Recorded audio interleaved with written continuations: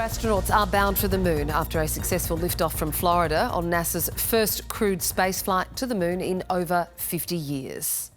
10, 9, 8, 7. RS-25 engines lit. 4, 3, 2, 1. Booster ignition.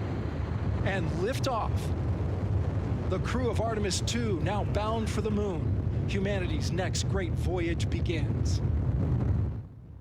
The 10-day mission will see the group orbit the moon as part of NASA's Artemis program. The crew on Artemis II and Mission Control will collect key data and test new systems to pave the way for a moon landing in 2028. Integrity and nominal MECO, core stage separated. We see the same on board, Stan. At 8 minutes after liftoff from the Kennedy Space Centre, the Orion capsule carrying the astronauts separated from the main rocket. It followed successful separation of the SLS rocket boosters and main engine cut-off. The spacecraft has performed its first major manoeuvre in Earth's high orbit, the Peregrine Raise Manoeuvre, or PRM. Now, this involves rotating the main engine of the ICPS so it's in the right position to execute a 26-second burn, which will raise the capsule's perigee to 100 nautical miles.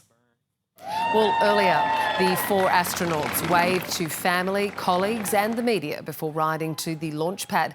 Mission Control had this message to the crew before liftoff. Reid, Victor, Christina and Jeremy, on this historic mission, you take with you the heart of this Artemis team, the daring spirit of the American people and our partners across the globe, and the hopes and dreams of a new generation.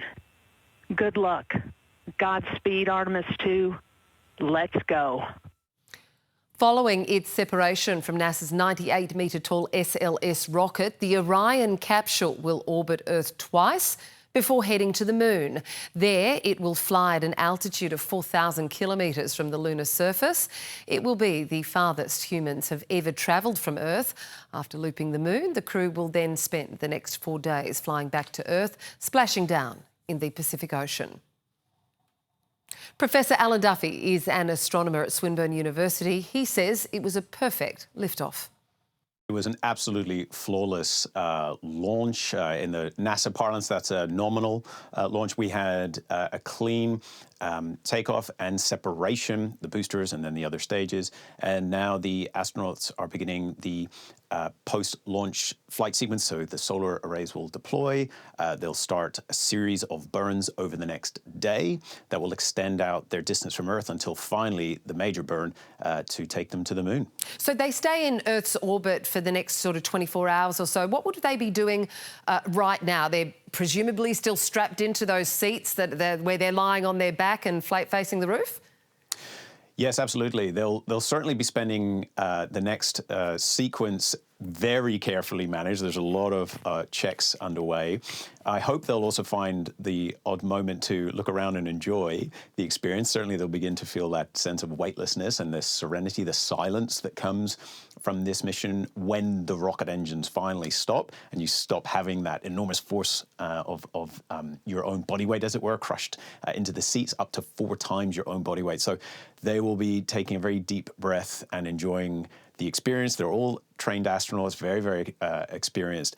But even so, this was a very new and untried rocket that does not come without risks, and I suspect they will be breathing a very significant sigh of relief at this point. Tell me about the crew, because there are some firsts with who is being sent to around the moon. Yes, that's correct. This is a historic mission for one main reason, and that is that it is Apollo was for all mankind. This will see now the mission for all humanity, as we have the first woman and person of colour that will orbit the moon, and ultimately, as part of Artemis 4, we'll see the first woman and person of colour walk on the moon. So very much a historic occasion. I'm delighted for the crew to this point. They've undertaken years of training to be just selected as part of Artemis astronauts. This is an elite of an elite cohort. And the fact that they're making history, I hope they can find some occasion in the coming 10 days to experience that. The astronauts will call the Orion capsule home for the next 10 days. It has currently, it's a cockpit, if you like, but then it becomes a home. What's it like in there? Well, look, in terms of sheer size, it's quite a small bus. Maybe think of it essentially a large mini bus in size. Because you're able to float, you can use every surface, so it doesn't feel quite as cramped as maybe just sitting in a small room might make you imagine. However, yes, this is a very intense experience, and that's why the astronauts selected have had so much prior flight experience, particularly to the space station. They know what it's like to live in weightless conditions. They know how to work well as a team, and in this high-stress environment where there will just be days of very limited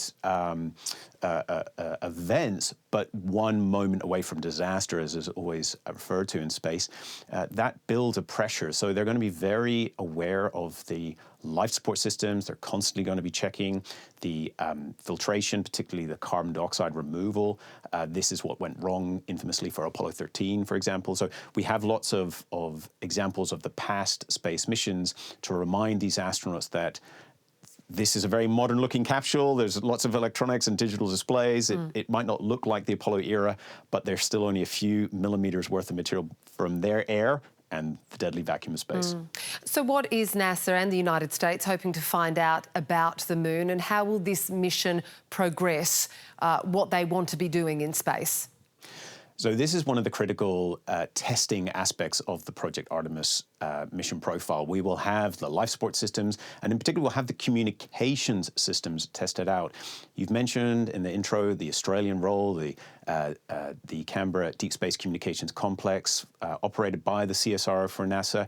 We also have an optical downlink capability. There will be a laser fired from Orion back to Mount Stromlo in Canberra. Decades of Australian astronomical expertise has enabled us to play a role in providing something far more impressive than the grainy Apollo-era images. We're going to have 4K, ultra high definition, you name it, what we expect in a modern era of that kind of experience for the rest of us back on Earth to enjoy. Again, all thanks to the capability of Australian astronomy.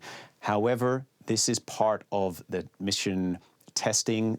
Artemis III will see the docking sequence in which the capsules, potentially with a lander mission, will be tested, and then Artemis IV, ultimately that lander will, of course, we hope, make successfully to the ground. And then begins the real work, because Artemis is not to walk on the moon alone and plant the flag. It is to work on the moon. It is to have a permanent presence on the moon, to access the resources of the moon. Deep water ice reserves have been discovered in the years since Apollo, and that can be used by the astronauts to drink. They can grow their crops with it. It is also, however, fuel. You can split that water to hydrogen and oxygen, and that is rocket fuel. It turns the moon into a refueling station, and that is the big difference between Apollo and now. We want to return to the moon to stay, and indeed use those resources to continue our exploration of the solar system, do it more cheaply, more effectively, hopefully with a smaller environmental footprint. All of those are possible if you can use the resources of the moon in a sustainable manner.